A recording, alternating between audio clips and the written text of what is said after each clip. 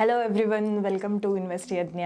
तो मेरा नाम है श्रुति खोपड़े एंड आज मैंने एक छोटा ये समरी वीडियो लाया है to just compare luxury hotels जो अभी रिसेंट में कुछ लिस्टेड भी हुए हैं, प्लस कुछ ऑलरेडी लिस्टेड कंपनीज भी है, क्योंकि ऑब्वियसली हॉस्पिटैलिटी इंडस्ट्री में इतने ज़्यादा अभी टेलविंड्स है, तो काफ़ी सारी जो रियल इस्टेट कंपनीज है वो भी उनकी कुछ होटल की जो प्रॉपर्टीज़ है वो एक लिस्टेड प्रॉपरली कर रही है। तो ये एक समरी वीडियो है जिसमें हम यज्ञ का जो 5G एनालिसिस है उसके बेस्ड ही फंडामेंटल बेसिस पे जस्ट एक छोटा सा कंपैरिजन करेंगे बिटवीन जो लग्जरी सेगमेंट में मेनली जो होटल लिस्टेड है उनके लिए।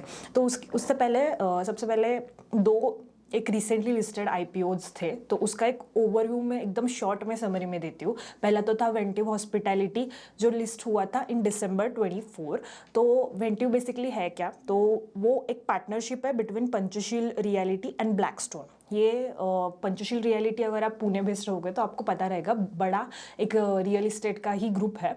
इनके पास काफ़ी सारे कमर्शियल प्रॉपर्टीज़ भी है। तो इन्होंने क्या किया, FY 2025 उन्होंने बस उनके पास जितने भी होटल कीज थी वो सारी कंसोलिडेट करके उनका जो ICC करके एक ऑलरेडी कंपनी थी उनकी, प्राइवेट थी वो कंपनी, एंड देन उसको वेंटिव हॉस्पिटैलिटी करके कन्वर्ट किया उसका नाम, एंड देन उन्होंने ये सारा कंसोलिडेट करके उसके तरफ सब ट्रांसफ़र कर दिया, and then they got it listed in December 24 as Ventive hospitality.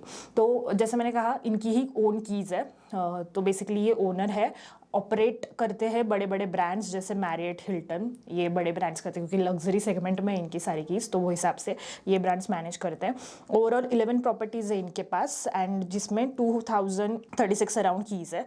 इनका प्रेजेंस मालदीव्स में है, 515 कीज़ के अप्रॉक्स मालदीव्स में है, तो 25% कीज़ जो ऑपरेशनल है वो मालदीव्स में है, एंड बची कुछ इंडिया में बैंगलोर और पुणे, ये दो ही सिटीज़ में है फॉर नाउ, क्योंकि ग्रुप ही पुणे बेस्ड है, तो वो हिसाब से। एंड इनका एन्यूटी बिजनेस भी है, जैसे मैंने कहा कि रियल इस्टेट वाला ही ग्रुप है ये, तो इनके पास 4 कमर्शियल प्रॉपर्टीज़ है कंपनी में फॉर नाउ, जिसके थ्रू इनको एन्यूटी मतलब रेंटल्स आते रहते हैं। This is basically the key portfolio उनका जो है।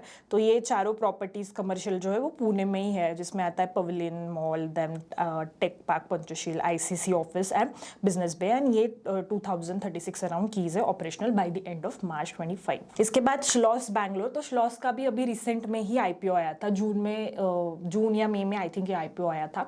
तो बेसिकली श्लॉस को सब लोग लीला होटल के नाम से जानते हैं, वही ग्रुप है ये। It is owned by Brookfield corporation. तो पहले ये होटल एक रिटायर्ड ऑफिसर थे, आर्मी ऑफिसर, उन्होंने स्टार्ट किया था इन 90s। उसके बाद उनके बेटों के तरफ, उनके डेथ के बाद जब ट्रांसफ़र हुआ होटल, तो काफ़ी ज़्यादा डेट कंपनी के पास आया था, 5000 करोड़ के अप्रॉक्स डेट ट्रैप में कंपनी फंस चुकी थी, जिसके बाद 2018 में ब्रुकफील्ड ने इसको एक्वायर कर लिया, and now Brookfield is the promoter of this company. तो इनके पास 13 प्रॉपर्टीज़ है, जिसमें से 5 ही ओन्ड है। तो ये 5 भी जो लीगेसी होटल्स हैं इनके वो ओन्ड है, बाकी सब मैनेज्ड है। तो 65% मैनेज कीज़ है इन ऑपरेशनल एंड 35% ओन कीज़ है, एंड ये भी सिर्फ लग्जरी सेगमेंट में ही ऑपरेट करते हैं। तो ये ओवरऑल इनकी ओन कीज़ का पोर्टफोलियो है यहाँ पे, एंड प्लस कुछ 600 अराउंड कीज़ इनकी पाइपलाइन में है। तो 678 कीज़ पाइपलाइन में, जिसमें से 30% मैनेज रहेगा और 70% ओन्ड है, एंड जो ऑपरेशनल है उसमें से 65% मैनेज एंड 35% ओन है। तो ऐसा बोल सकते हैं ओनर ऑपरेटर दोनों मॉडल में ये कंपनी है। इसके बाद आते हैं अभी कंपैरेटिव एनालिसिस पे, जिसके लिए ये वीडियो था। ये बस 2 कंपनीज का मैंने शॉर्ट में एक ओवरव्यू दे दिया। अगर आपको इसका डिटेल्ड और देखना है कि कंपनीज का ऑपरेशनल रेशियोज कैसे है, जो ऑक्यूपेंसी, रेवपार, ARR, ये सारे रेशियोज क्या होते हैं और वो कैसे है, तो आप हमारा चैनल जो वेबसाइट है इन्वेस्ट यज्ञ की वो चेकआउट कर सकते हो। वहाँ पे इसका डिटेल वीडियो ऑलरेडी अपलोडेड है, प्लस अभी तो डिस्काउंट भी चल रहा है, तो 50% ऑफ है फॉर स्टॉकोमीटर, प्लस जो हमारा फंडोमीटर एंड मॉडल पोर्टफोलियोज भी है उस पर। तो आप SK50 ये कोड करके वो डिस्काउंट अवेल कर सकते हो। तो let just dive into this comparative analysis. तो जैसे वेंटिव और श्लॉस यहाँ पे मैंने लिया है, प्लस शैलेट होटल भी लिया है, क्योंकि chalet is also owner model, उनके पास सारी कीज़ है। रहेजा ग्रुप का बेसिकली ये कंपनी है, and Raheja group is also real estate entity. तो इनके पास भी सारी ओन कीज़ है, एंड ये ऑपरेट करते हैं बड़े बड़े ब्रांड्स। जैसे वेंटिव के केस में मैरियट वगैरह है, तो इनके केस में भी मैरियट जैसे ही ब्रांड्स पूरा ऑपरेट करते हैं इनकी जो भी ओन कीज़ है। तो इसलिए मैंने शैलेट को एक लिया है, जस्ट एक पीयर टू पीयर थोड़ा सा कंपैरिजन हो जाएगा, apple to apple in case of Ventive. And then EIH एक है, EIH is again model portfolio company है। तो आप ज़रूर चेकआउट कीजिएगा मॉडल पोर्टफोलियोज भी। तो बिजनेस मॉडल अगर मैं देखूँ, जैसे मैंने कहा वेंट्यू और शैलेट का सिमिलर है, ओनर मॉडल है। श्लॉस एंड EIH का काइंड ऑफ सिमिलर है क्योंकि दोनों ओनर ऑपरेटर मॉडल है।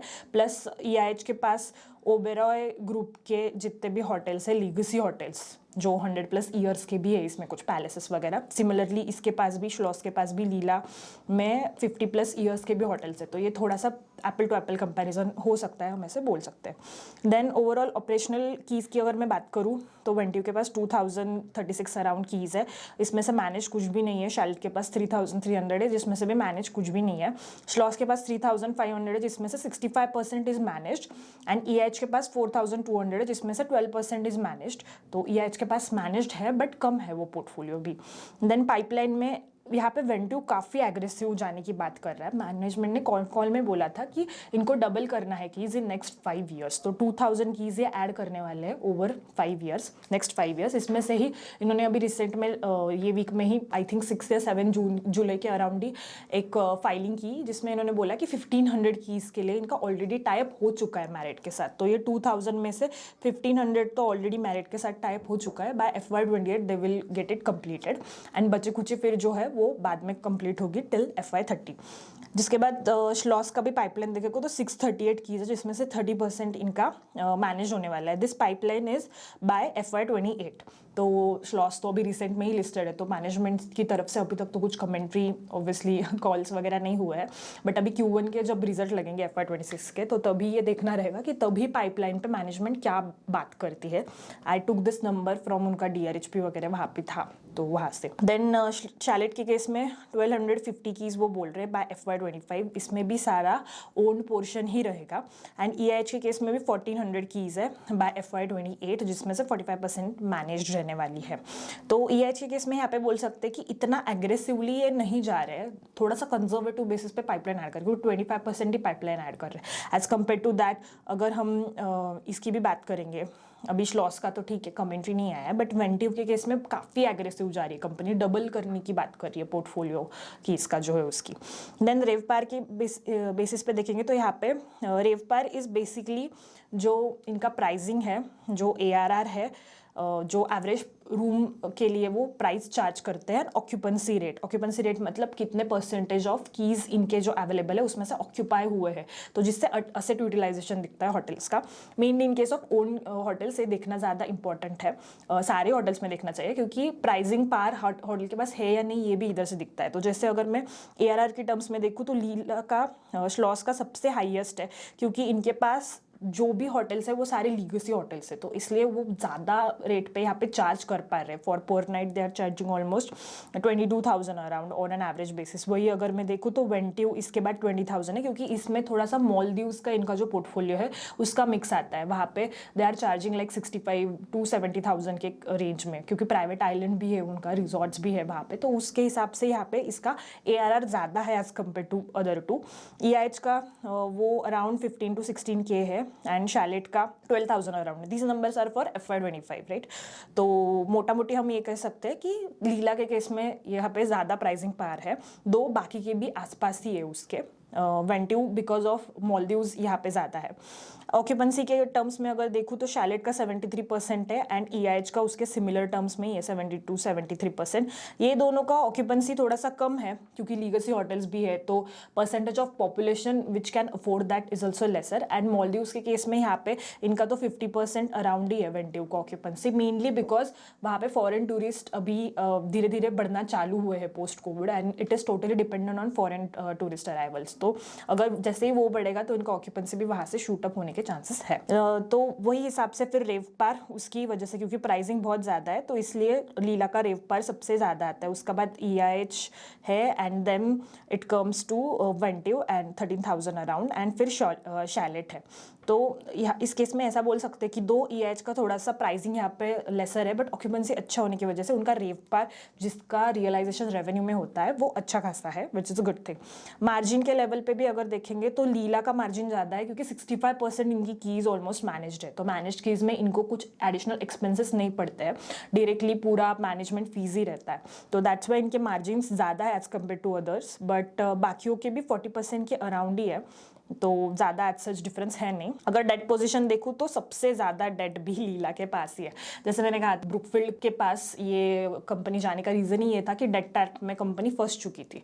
तो अभी इन्होंने जो IPO भी किया है तो इसका रीज़न भी डेट रिपेमेंट ही है। तो ये 3,900 करोड़ का जो डेट है उसमें से 2,300 उन्होंने बोला है कि वो रीपे कर देंगे थ्रू IPO प्रोसेस। तो ये थोड़ा सा कम हो जाएगा, but again we have to see अभी आगे जाके कैसे क्या ये कमेंट्री देती है मैनेजमेंट। दो इस केस में EIH के पास कुछ भी डेट नहीं है, नेट कैश पॉजिटिव है। तो जितने भी ये पाइपलाइन भी ऐड करने वाले ये सब इंटरनल अक्रूवल्स के थ्रू ही होगी, ऐसे कंपनी ने बोला है, विच इज़ गुड थिंग।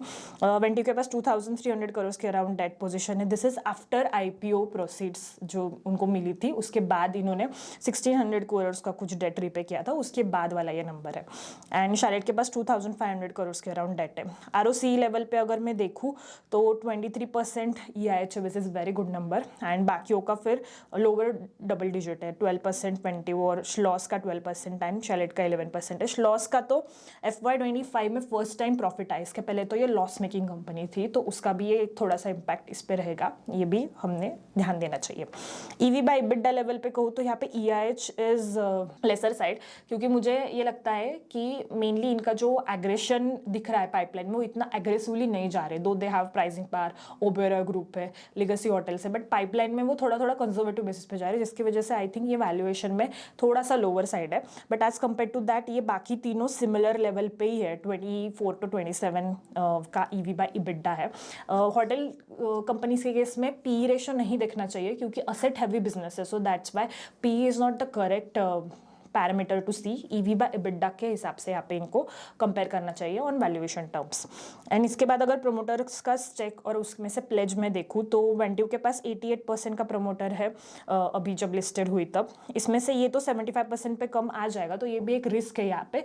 दो promoter is very good, Panchsheel group है जो अच्छा खासा ग्रुप है, प्लस ब्लैकस्टोन भी है इसमें 33% अराउंड, तो ये थोड़ा सा कम हो जाएगा 75% पे, क्योंकि it is mandatory for list companies जो लिस्ट होती है उनके लिए IPO के बाद प्रमोटर का स्टेक 75% पे लाना पड़ता है। इसमें से 7.7% यहाँ पे प्लेज है। श्लॉस का 75% ऑलरेडी वही लेवल पे उन्होंने लिस्ट किया, प्लेज कुछ भी नहीं है। शार्लेट दो it is very good company, but 67% में से प्रमोटर का जो स्टेक है 31.9%, मतलब आधा यहाँ पे ऑलमोस्ट प्लेज किया है परसेंटेज, तो वो एक यहाँ पे कंसर्न है, रेड फ्लैग बोल सकते हैं। एंड EIH के केस में 32% का स्टेक है, प्लेज कुछ भी नहीं है। बट EIH के केस में ये भी देखना चाहिए कि इधर ITC और रिलायंस का भी अप्रॉक्स 33% अराउंड प्रमोटर स्टेक है, तो मोटा मोटी लेवल पे वहाँ पे भी अच्छा खासा शेयर होल्डर का स्टेक है। And it is consistent since long time, तो 66% का अप्रॉक्स ऐसे बोल सकते हैं कि अच्छा खासा इन्वेस्टर EIH में है अलॉन्ग विद द प्रमोटर्स। तो that's it for this. I think ये एक छोटा सा समरी वीडियो ही किया है just to get a sense कि जो रिसेंट में IPOs भी आए थे ये दोनों वेंट्यू और श्लॉस, वो कंपनीज है क्या। एंड जैसे मैंने स्टार्टिंग में भी कहा, अगर आपको इसका पूरा डिटेल्ड एनालिसिस देखना है बेस्ड ऑन यत्ना का जो 5G पैरामीटर है, तो please do check out our website, वहाँ पे इसके डिटेल एनालिसिस अपलोडेड है। एंड वहाँ पे आप देख सकते हो कि ऑपरेशनल पैरामीटर्स में भी ये कंपनी कैसे है। दो मैंने यहाँ पे तीनों पैरामीटर्स थोड़े थोड़े कवर किए हैं, बट वहाँ पे ज़्यादा डिटेल में एक्सप्लेन किया है, तो please do check out that. And आपको ये वीडियो कैसा लगा, प्लस ये दोनों कंपनीज आपको कैसी लगती है, मुझे कमेंट्स में ज़रूर बताइएगा। Thank you so much and have a great day ahead.